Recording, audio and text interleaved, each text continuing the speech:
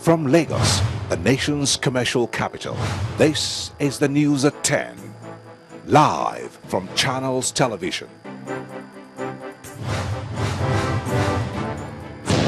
Reporting tonight, Amarachi Ubani. Good evening and welcome. Tonight, activists signed petition in Abuja asking federal lawmakers to delete Section 29 of the 1999 Constitution. They say it encourages child marriage.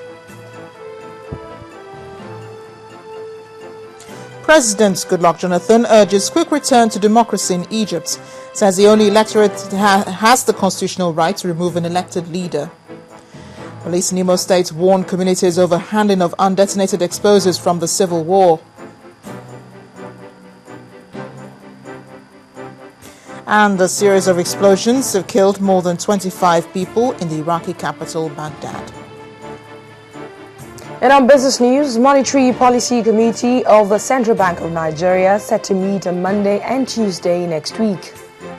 And on sports news, English Premier League club West Brom places £2 million transfer fee on embattled Nigerian international Osaze Odemwike.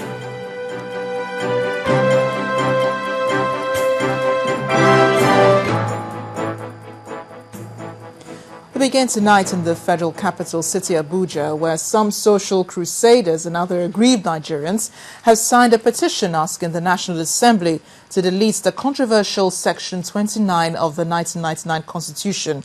At a rally, which is also scheduled to hold in several parts of the country, the group says it hopes to get at least 2 million signatures that would be submitted to the state houses of assembly, chronicling the negative implication of endorsing the controversial clause. According to the activists, the section encourages child marriage. Members of the civil society groups filed the Saturday morning rain to sign a petition asking the National Assembly to delete Section 29, subsection 4B of the 1999 Constitution. Section 29 of the 1999 Constitution allows citizens who are of age to renounce Nigerian citizenship if they wish. For that purpose, the Constitution says 18-year-olds and above shall be considered to be of age. In addition, a woman or girl who is married shall also be considered to be of age, a section that could be interpreted to imply that even a day-old child, once married, shall be considered to be of age. This section has always been in the Constitution. The Senate Constitution Review Committee had proposed that the definition be deleted to exclude married girls under 18 years from being able to denounce Nigerian citizenship. However, there were arguments against the deletion, which has raised dissenting voices. Regarding particularly Section 29 4B of the 1999 Constitution, we think the issue is about citizenship. We're worried about the fact that Nigerians seem to be distracted about the religious angle that was brought in by Senator Yerima. But the bottom line is citizenship should be gender neutral. We consider this a discriminatory clause, and that's why we wanted it to be removed. If you're not old enough to vote and you're not old enough to drive, you shouldn't be old enough to renounce your citizenship.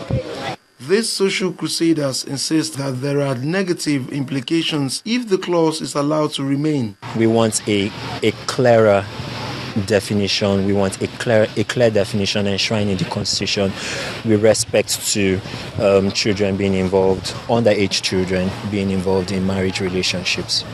These protesters will be hoping that the House of Representatives would support the deletion of the clause since it has survived the Senate votes. From Abuja, Paul Nwachukwu, Channels Television News. And back here in the southwest, President Goodluck Jonathan today paid a visit to former President Olusegun Obasanjo at his Hilton residence in Abeokuta, the Ogun State capital. We gathered that the closed-door meeting, which lasted about an hour and a half, may not have been unconnected to the attempts at mending fences ahead of the 2015 general elections. Curious journalists who thronged the residence were not allowed access and were not briefed after the meeting either. But the president also took time off to pay a surprise condolence visit on his special advisor on media and publicity, Mr. Ruben Abati, who finalized the funeral rites of his late mother yesterday in Abeokuta.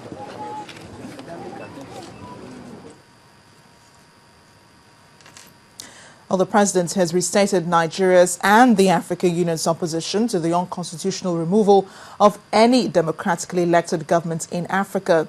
In a statement by the Special Advisor on Media and Publicity, Dr. Reuben Abati, President Goodluck Jonathan declared that Nigeria maintains its stand and that only the electorate in any country has a constitutional right to remove an elected leader.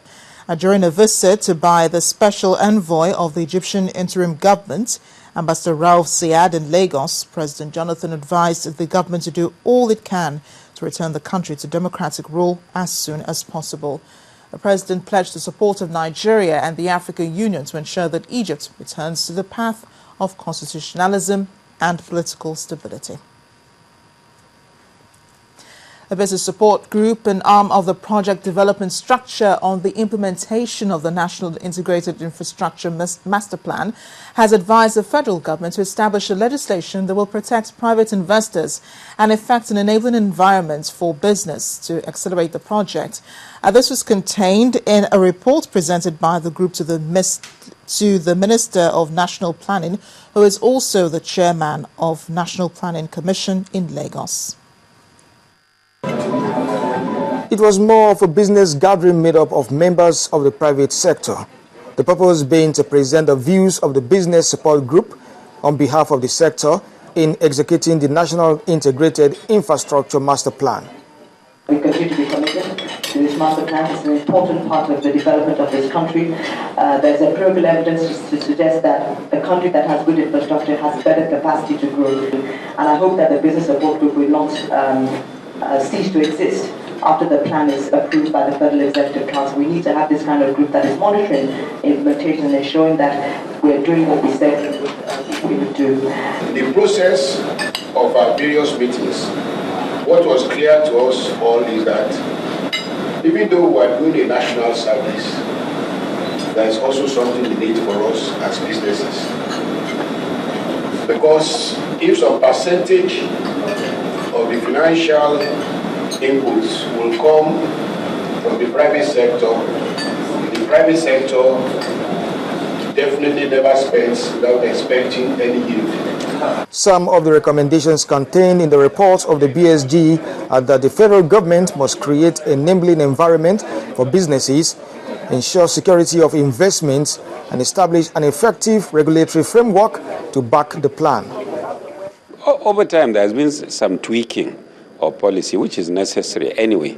But overall, I think policy consistency is assured. But more importantly, one of the recommendations of the main report that we received last week is actually the fact that you also need a piece of legislation around the infrastructure master plan that will assure that not only this government but subsequent governments continue to implement it for the next 30 years.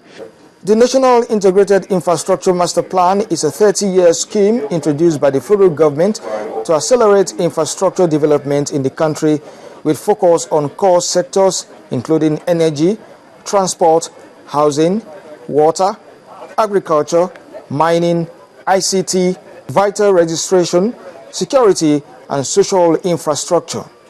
It is hoped that the federal government will make judicious use of the recommendations to address the infrastructural challenges of the country and lay a sound basis for planned, continuous, and stable policy framework.